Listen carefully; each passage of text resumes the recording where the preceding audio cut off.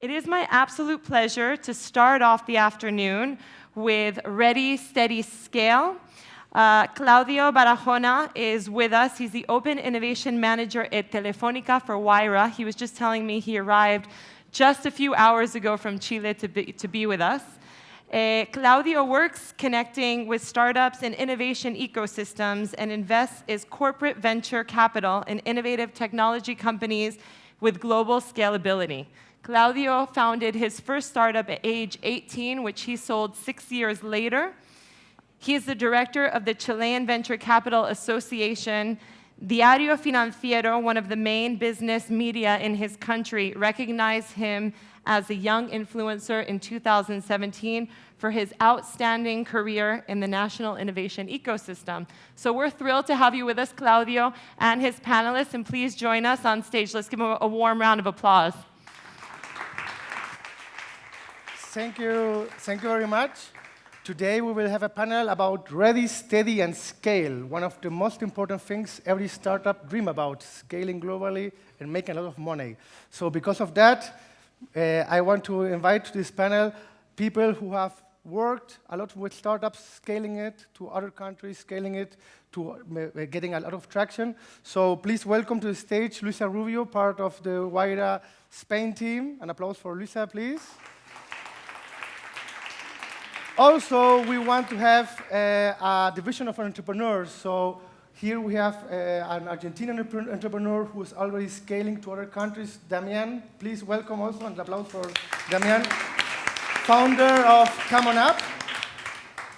The venture capitalist and the investor has, of course, a very strong vision about how they want to scale the startup that they invest. And to talk about this, I want to invite to the stage to Maria Echavarri, part of GMA Venture Capital. Also, a big applause for Maria, please.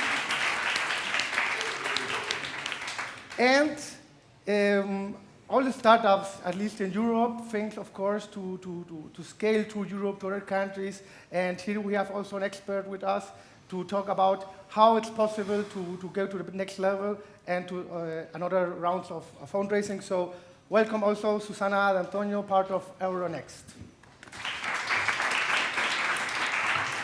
So, welcome everybody. The panel is called Ready, Steady, Scale. 3 words that are kind of confusing. What is being ready, what is being steady, and what is being scaled? So, we want to talk about this, but first of all, I want that everyone introduce herself and can tell us what they do and also who they are and what is actually their interaction with startups that are scaling. So, Luisa, welcome to the panel. Tell us more about you and Wayra. Okay, well, first of all, thank you for having me. It's such a big pleasure to be here at South Summit with all of you guys. So my name is Luisa Rubio. I'm working at Wayra as head of business development in Madrid, helping the startups in our portfolio and in our network to work together with Telefónica by generating joint business opportunities to scale up their business through all our network. Nice, thank you. Damian, you're an entrepreneur. Yes. Tell us more about Come On Up and your career. Hello, everyone. Thanks for inviting me to this event. So Come On Up is an augmented reality software company. We have an SDK, so our technology can be integrated in apps, so users are able to scan objects and images of the real world and access to interactive content. We also provide a SaaS solution with Come On Up Studio. It's a tool, a web tool for designers and for agencies that allow them to create augmented reality in a very simple and fast way. And we have clients in Latin America and Europe. What else? We have investors as Wayra and Globant. The company has 5 years in the market. So today we are here to talk about scaling the business in other markets and countries. Very interesting. Thank you, Damian. Maria. Hi, I'm Maria Echavarri. I've been working for 4 years in venture capital. I'm working in GME Ventures. We have invested in 35 companies. We are an early stage Spain-based VC. We are sector agnostic. For example, we invested in Pronto Piso, which CEO is here. It's a prop tech company. We invest, our sweet spot is between 500K until 2 million as a first ticket, and then we can follow on until 4 million, more or less. That's it. Thank you, Maria. So here we have some venture capital. If anyone is raising money, you know who to talk about. Susanna, welcome to the panel. Thank you. Thank you and welcome everyone. Euronext is the pan-European capital markets operator. So we are the leading one and operate, among others, Paris, Amsterdam, Brussels, and Oslo stock exchanges. And we have a very strong focus on SMEs and more specifically tech SMEs. And we have pre-IPO programs like a tech share that we have just launched in order to make startups and SMEs familiar with capital markets as a way to scale their business. I'm the Spanish representative of Euronext, and I'm also the head of the Tech Hub initiative that we have at Euronext. Thank you. So, as you see, it's a very, very panel. We have a lot of people here about different experience, but let's begin with the entrepreneur who's living this during his life, trying to scale a company. When we talk about scale, Damian, what do you understand to this word, scale? What is it for you? Okay, for us, scale is go outside of your local market or your first market. In our case, the first market was Argentina because the company was created there. And after, I think, 2 years, we started thinking in go outside of Argentina because we thought that it was very important to focus on the local market, to test the solution in the local market, and to go to other markets, you have to be prepared. You have to have a solid product or a stable product to go to other markets, bigger markets or more competitive markets. So first of all, I think that it's important to have a stable and solid product before going to... How can you know that your product is stable and solid? Maybe for depends. Right? Yes, depends on your company, but I mean, depending on how many clients do you have, how many users, or how many traction do you have, and how many and the type of feedback you have from your users or customers, you can say, okay, I'm okay to go to a new market, and that's the right time. But at last, it's like a sensation in your stomach, right? I am ready, I'm not ready? Yes, another thing is that... You can feel it? You think so? Yes, and you have to be sure that you can delegate for example, your commercial operations in a local team to put your mind in a new market. So that's a combination of all things that should say, okay, it's time to go to a new market. Thank you, Damian. Susanna, what do you think about scaling? Because Damian talking is for him, scaling is going to other country, right? Opening other country. Is scaling only about that? Can you give your vision about scaling the company? Yeah, well, I think that internationalization is one of it's part of scaling a business, but maybe not the only one. So I think you can scale a business in your home country, and of course, that can be scaling. And of course, the natural way would be to go to other countries, if that makes sense. I think scaling is reaching more clients, improving the product or the technology that you can have, maybe diversify with some businesses that are connected to your initial business before going to other countries. So I think it really depends on the business. How can you suggest a startup to which of these scale methods use, right? Going globally, making bigger your product, getting to more customers, to a new way of selling. What's your vision about this, and what will be your advice to a startup?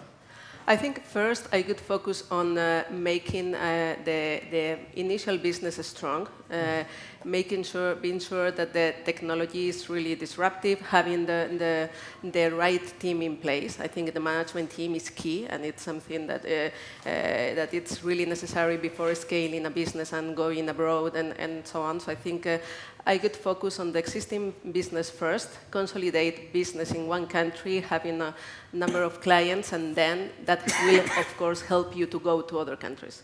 Perfect. So you have to be steady to scale. That's what I understand. Yeah. Are you ready, Maria? What do you think? How you can see a startup saying, okay, this startup is ready to scale? What are the 2 or 3 points that you look when you invest and say, okay, I'm now investing to scale this startup? I mean, for me, to scale, apart from what they said, is to start to grow faster. So the point to begin to grow faster is after you already have the product market fit, you have already proven your product in a market, and the answer is good. So you have done all the A/B testing, everything, so you already know, okay, this is working. Because when you try to start to scale, you invest in that, so you cannot prove in that point. So you start to invest, and then you can start to scale when you have the product market fit and the team is ready. I mean, the team has to have already the experience and the hunger and motivation to start growing faster. That's kind of subjective. How can I know that the team is ready, right? It's like, if I'm The an product entrepreneur, market I am fit- ready or not. It's like, I mean, if you have difficult. the first year, Yeah. you found your startup, you are not ready. I mean, Yeah, there are some things that, as she said, if you have been in one country, you have consolidated more or less, you don't have to wait 10 years to be very consolidated Yeah. to start scaling. But you have at least for 1 year in one country, and your team has experience in growing the company, the product market fit, I mean, you have it, or if not, you Yeah, have it. So exactly. that's yes or no. Luisa, what do you think? How can a startup be ready? Is there some kind of checklist? I can say, okay, I have it. I have would it, love have to it. have a checklist. No, there's no checklist, neither secret sauce or anything. I think both Maria and Susana have highlighted the main things that an entrepreneur needs to check in order to be ready to scale up their business. So, yeah, I think basically it's a team ready to execute the startup vision and a product already consolidated in their market and ready to go abroad. Yeah. Have you seen some typical mistakes that startups make in your experience Yeah. when they try to scale? Yeah, sure. One of them, and I think it's quite relevant in this forum, something that happens quite frequently for Spanish entrepreneurs, especially when they are trying to go to Latin America, is that because the language is the same, they take for granted that everything will be the same. And it's not. You know, every entrepreneur needs to check the market, if the product will fit or not. It's not only translating my website. No, not at all. God damn. And you know, of course, the language is a big barrier, and it's natural for Spanish entrepreneurs to go to Latin America and vice versa, but you can't take anything for granted. It's super important to do a big research, because if not, you will lose a lot of time and money, and also your reputation. It's super important to take care for that. Damian, have you made some? Yeah, do you want to, Maria? Yeah, I want to add a tip Please. from the investor perspective. We have seen, for example, maybe it's not general, but just in my experience of 8 years here, is that when you start a new country, just with local people, maybe the CEO is calling him like every day, they talk, whatever, just with local people, it's very difficult because a startup, normally the culture is very important, and the way they sell, and so it's very important. Like one person, normally a key person of the team, goes to a country. There they hire new people and they start in this country, and maybe in 1 year this key person goes to another country. But to start with a person, my experience with a person with a key person of the team, and also to have like a playbook, because normally companies, they try to open in different countries, like adapting to the culture of this new country, and that's okay, but you have to have like a playbook of your company, of the way your process, your the way you work, and then you adapt a bit, of course, in each country. But to have a playbook, for our experience, is so important. And because it's an individual playbook for each startup. It's not like one you can download on the internet. Right? yeah, of course, a playbook, and then you adapt to each country. Yeah. But to have at least a playbook, so these people you hire, they have like something, a guide Perfect. from the company. Damian, do you have make some mistakes? I agree with both. Underestimate the culture. It's one of the most, I think, common mistakes. The things you have to learn how things work in other countries. Not the same. It's not about language. For example, in Argentina, we have a very volatile economic context, and everybody's going very fast to close deals in a very short time. And maybe in other countries, the context is more stable, and you have to be more quiet, and things are very different. And the other thing is to have a plan. It's not only going to have a business trip for 1 week or 2 weeks. Is to have a plan for at least 1 year or 2 years. And maybe in one trip you don't have any result, but maybe in 3, 4, 5 different business trips, you will have your results you expect. Absolutely. It's not just taking the plane. Yeah. Okay. Susanna, you have a lot of experience in Europe. What will be your suggestion to a Spanish startup about expanding in Europe? And how can I expand without burning out my headquarters, right? Because it's like taking the plane, looking in a new country, and everyone is going down there. So. Yeah, well, I think that, as you say, probably Europe is like the natural market for a Spanish company, a Spanish startup, because of geographic presence. And I think the right way to do it is to find the market that better could welcome the product or the service that we are offering. Of course, look for the right partners. I think it's a good idea to try to have contacts, potential partners, or maybe distributors or sister companies. I would say that can help you in that strategy instead of going alone, because it's important to understand the different specificities of the different countries. So it's as you were saying, I think this is the local approach. No? You need to have a global strategy, but then a local approach, and understanding the different culture, market needs, or behavior of the consumers. So, so I think Europe could be the right market. Of course, accessing, for example, the right platform like Euronext would give you a good visibility. But of course, you have to choose the better way to do it. Is there some country that you recommend for a Spanish startup? Or it depends on each I think startup? it really depends on the business. Maybe France could be like the natural market because it's really close to Spain and it's a big market, but also Germany, but it's super competitive as well. So it really depends. It's not possible to... Which is the easiest one for a Spanish guy and the hardest one in Europe? Well, maybe the closest could be Portugal, but Portugal is still a relatively small market, so it could be like a first step. But then I could go probably to France and continue maybe with Germany or the UK if it makes sense. Perfect. Depending. Perfect. Maria, you as an investor see a lot of business plan, pitch decks, and whatever. And always you see like, oh, I will scale like exponential, right? Typical graph.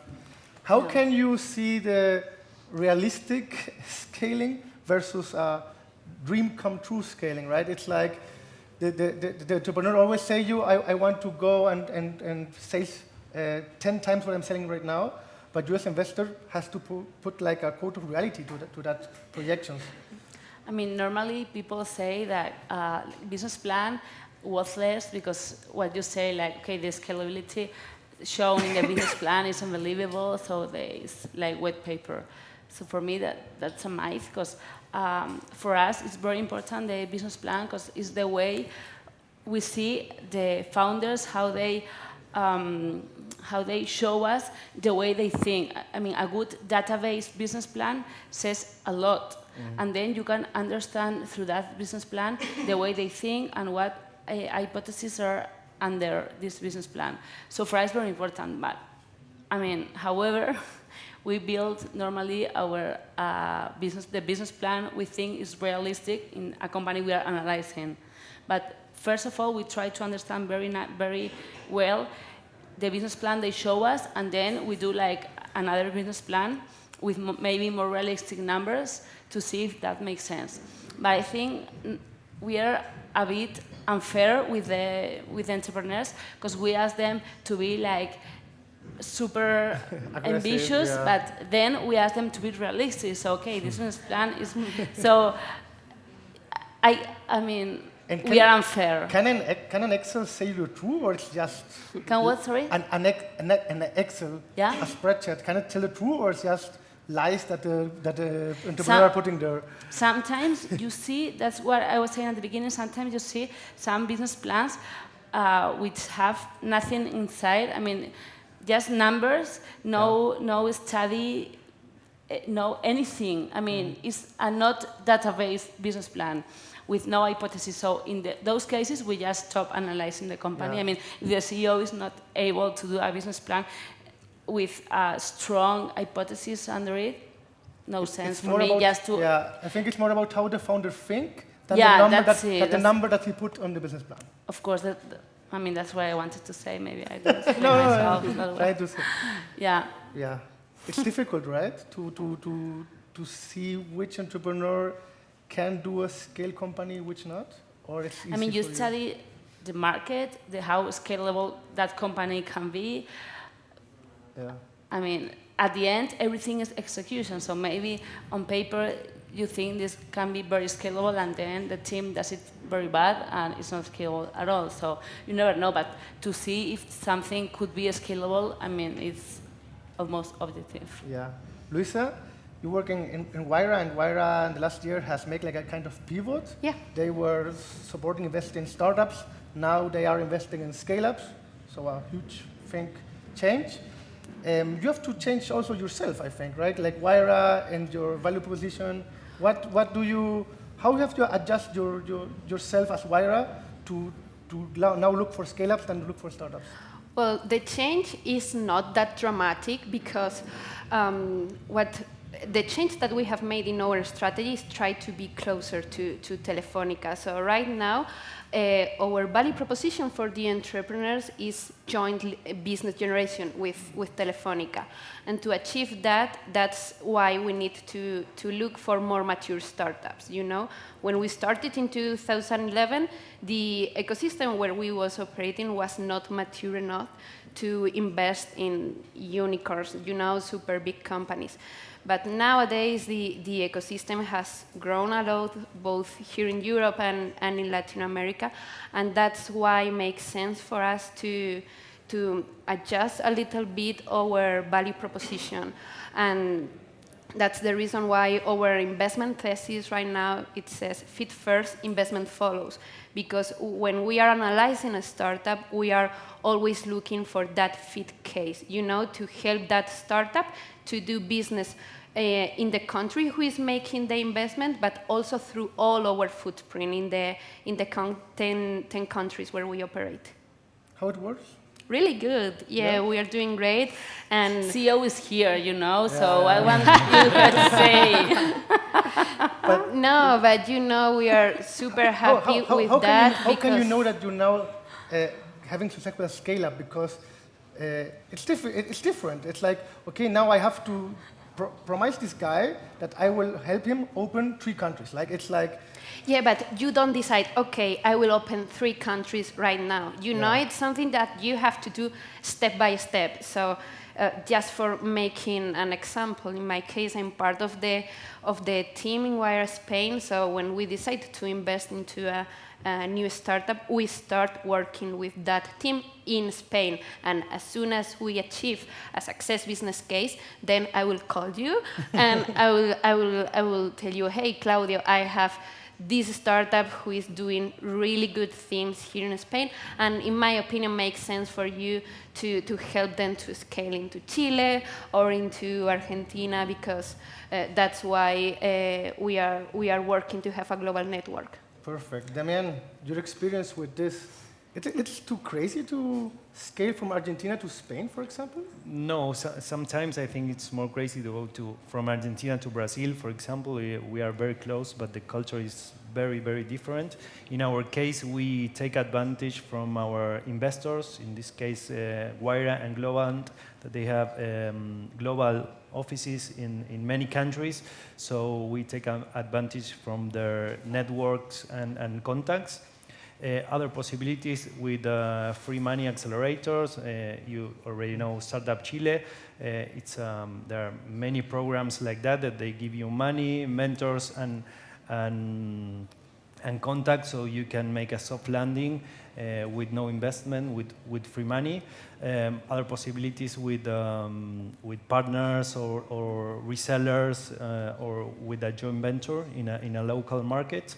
I think that are some tips for expand your company in other markets. That's our method. We have a B2B business model, so. Perfect. So you have to look for the right partner to scale to other country and not just taking the plane alone and arriving, don't know what to do, right? It's so difficult in that way because you don't know anybody. It's very hard to get a contact without a recommendation. Other possibilities, for example, we started working with Disney in Latin America, and then they recommend us with the EMEA office in UK. So if you had some clients in your local market, then you can have a recommendation to other offices. And if you have already a success case, it's very sure for the other. Scaling to customers can be another way of scale. Yes, sure. Yep. Maria, you wanted to Yeah, add yesterday, Cabify, I don't know if any of you were in the panel of Cabify, it was interesting because they were saying, well, I mean, to choose the country you're going to go after that is not so sophisticated sometimes as it looks. They said, we just say, okay, we study the market, so the market, then the competitors, and network we have there. So we study these three things, and then also the strategy point of view. But with these three things, then in your board you decide, so it's not so sophisticated. And also about Guaira, I think it's very interesting. What you're going to say, Maria? I'm very happy with your pivot. So, no, the thing is, like, I mean, we are co-investors in a company. So I think it's very interesting because, for example, for this company, which we announced a round of 5 million round a couple of days ago, Guaira is a good client of this company. So with the pivot they have done, I'm an outsider. So if the CEO is here, for me, it's not my CEO. So no pressure, no pressure. I can say it. So the companies they invest, now they add more value because they are like more concentrated in companies like more related with Telefonica. So this company that we are investors, actually one of the main investors, they have Telefonica, they are part of Guaira, and they have Telefonica as a client, like a good client. And not only in Spain, and that's the good thing. Yeah. We are helping our startups to scale up globally. So yeah, that's really cool. So before, without the pivot, it was more difficult because they invested in so many different things. But now, they can concentrate in the good ones, like the one we are sharing in our portfolio.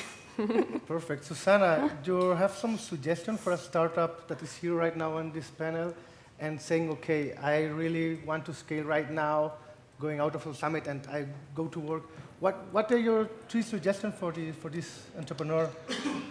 Well, first, I think the entrepreneur or the startup has to do his own homework, so they have to be prepared. So first, the management team, having a full team and proper team, I think that's critical, apart from the CEO, the founder, and CFO, and other critical positions. I think that's the first thing. And then have a clear or an initial roadmap, having an equity story behind, because what investors are going to ask, at least in my experience, but both in capital markets and my previous experience in private equity, first thing is management team. Of course, you need a good product or service that it's sellable in the market, but you need to have a strategy and an equity story. So you need to be able to tell something, to sell something, and to make investors fall in love with your company and invest in that company.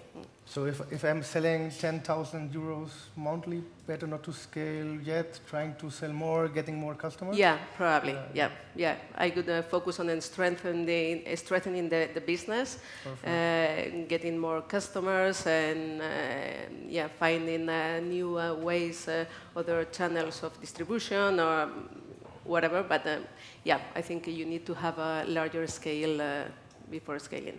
Perfect. Just to end, one suggestion of each of you to the entrepreneurs who are here about ready, steady, scale.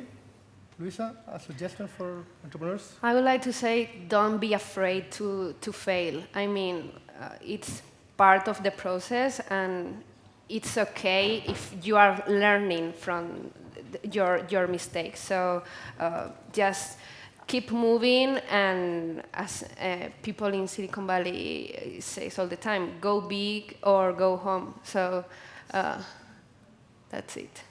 You have to try it. Yeah, always. And if you fail, keep trying. Maybe that's not like the perfect idea, but you have a path to follow. So don't be afraid to commit mistakes. But if you fail tip. Yeah. Fail by learning. Fail cheap for investor, it's interesting to fail cheap. That's your recommendation? No, fail he's cheap? strong, sorry. Go, Maria, please. No, for example, I was thinking like which mistakes has our 35 companies made. I mean, there are a lot, so I could never end. But one of them, which is a big mistake, is like to grow in terms of the team too quickly. Sometimes, like, you start sending a lot, so you double your team, I know, in 6 months, and really that's not easy, because a team of a startup has to be, like, the culture of the team we were talking before, so that's very important. And also, normally, senior people in the teams are very expensive, so startups try to get senior people, like, later possible, but really, for us, companies which have higher senior people sooner, the sooner the better. Perfect. Good advice. Damian?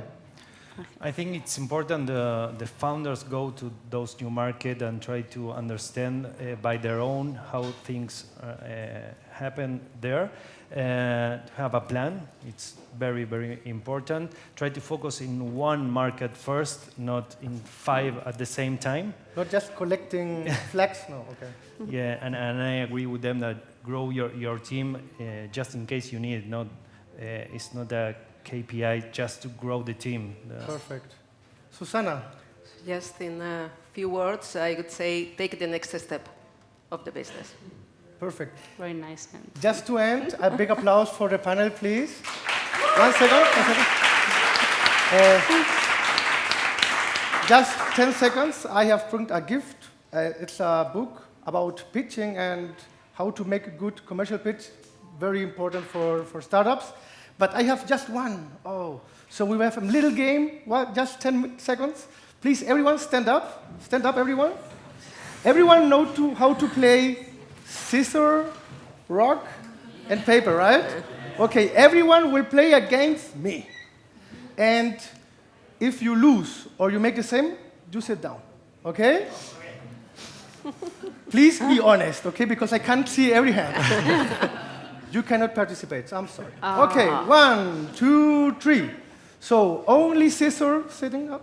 Only scissors. Only scissors. Only scissors, because I have paper. Up. Scissors. Tijeras. Solo tijeras. Solo tijeras. Okay. Once again. 1, 2, 3.